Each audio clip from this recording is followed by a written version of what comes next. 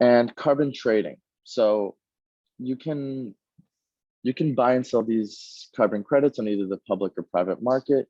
The public market, if you're in the compliance market, then you're required to buy and sell on the primary market, which is also the public market. And if you're if you're in a voluntary or by choice, then you can do it more through private means. Pricing is typically driven through supply and demand. There are other factors that I'll get into later, and you can see what the prices are of these carbon credits are in each country. So it's not the same price all across the board. They typically change based on region, based on whether it's a compliance market or a voluntary market, and you have to look into it. You can find like prices on a website called carboncredits.com, which I can show here. So as I've mentioned earlier, these markets have different price ranges. So far in Europe, you have these screenshots are from a few days ago, but July 2022. And in Europe, it was $82 per carbon credit, while in California, it is 29 or around 29 currently. So there is a huge range between these markets. And oftentimes you can buy and sell these carbon credits on an international level, whether it fits each company's needs.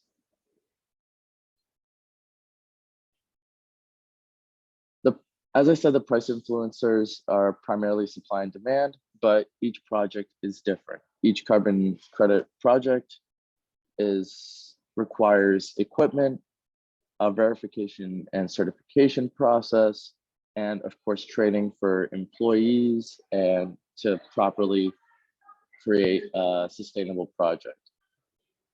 Many of these projects try and reach some sort of profit, and based on that profit, these carbon credits can be attributed differently and can be more or less expensive. Depends on the market, of course. You also have good and bad, quote unquote, good and bad carbon credits. Renewable projects tend to be a little bit cheaper because right now there's just a huge influx of them because of the recent market. But forestation credits tend to be a little bit more expensive because they last longer. So projects that either plant a bunch of trees in areas that haven't had any trees tend to last for a longer period of time and reduce greenhouse gases from the atmosphere at a much higher rate over a longer period of time. So that's why they tend to be expensive and very attractive to lots of buyers. Here is a depiction of the demand and the forecast of the carbon credit market. So far, we have reached around 216 million carbon credits, and it's only set to increase. It seems like it's an increasing market and very, very attractive to suitors. Where to trade these carbon credits? I mentioned earlier that you have brokers that can interchange, that can be the middleman between buyers and sellers, but there's also special exchanges. You have the Climate Action Exchange. The American Carbon Registry is also able to assist you in trading. Verra, the gold standard, they're all involved in it. These carbon credits can be bought and sold internationally, and it's between any accredited country. Not every country currently has a big stake in this market, but so far the top 10 are the United States, India, China, Turkey, Uganda, and so on. These are the main buyers and sellers internationally. We can see that more in depth here. We have countries that are darker blue that have more projects and are more attractive to these to this market, while lighter blue is potential future places that don't have a lot of projects but can be a place where the market can further improve. So there's a huge range of improvement. And as I was saying, since there's a huge range of the market can increase dramatically. The Paris Agreement requires the amount of carbon credits to be used to increase dramatically over the next few years. 15-fold by 2030 and 100-fold by 2050. So the countries that I was mentioning are expected to further increase the amount of projects they have and further increase the amount of carbon credits produced and then further retired. Another way that you can invest in carbon credits, there's mutual funds set in place that are invested in various companies that have carbon credit projects. You can find them in fossilfreefunds.com. The primary members in this market work in forestry, renewable energy, waste management, and different types of manufacturing to try and create the most ideal conditions for creating these projects. But how can you specifically reduce carbon emissions?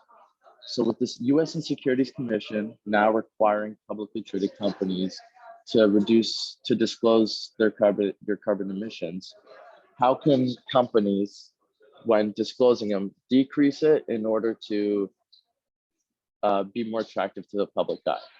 Of course, there's reducing energy use, there's eliminating single-use plastics, increasing efficiency, but all these processes take a really long time. So currently, the method to reaching that goal is to invest in carbon credits to reduce your carbon footprint. So yes, there's a lot of challenges in the carbon credit market right now. Double counting, even though the standards are set in place to do it, are still a little shaky. There's a lot of standards in place, so transferring carbon credits across these standards can result in double counting and not necessarily the most translucent exchanges. Brokers are not always fair about their prices. They can sometimes upcharge significantly, either 3 times or even two times or 3 times the amount that carbon credits actually cost. And sometimes credits are even bought from projects that would have happened regardless, which is a problem because then they're not actually doing anything to benefit the environment. But Greenium has a solution. Greenium offers technology to forecast future carbon credit prices in order to help with managing when to buy and sell these carbon credits in the voluntary market. Every registered carbon credit can go on a blockchain with smart contracts, which is already set in place. And by being a member of the Greenium community, you can further get discounts on events such as these or other events that we might hold that will eventually teach you more about the market.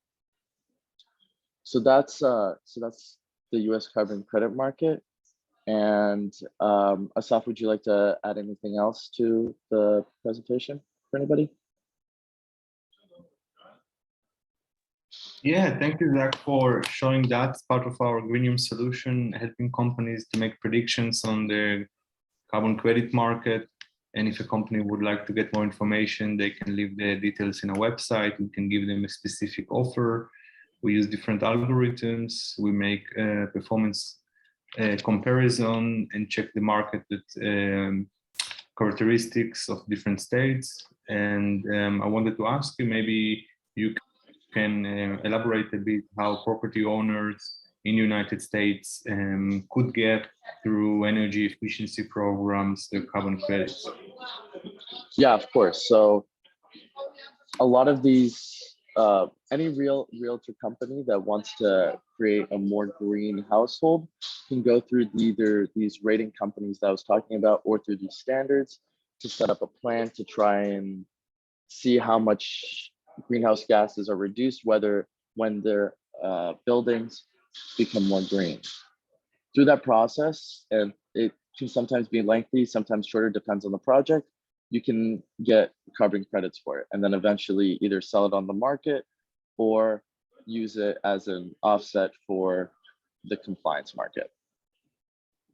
Okay, great, Zach. So in the next event, we will further discuss on the carbon credits market, the challenges in this market, and how can we make it more efficient with Greenyum solutions. Stay with us for our upcoming webinars, and thank you very much for joining us today. Thank you, Zach, for coordinating this event and for the market research. We see you soon and have a nice day.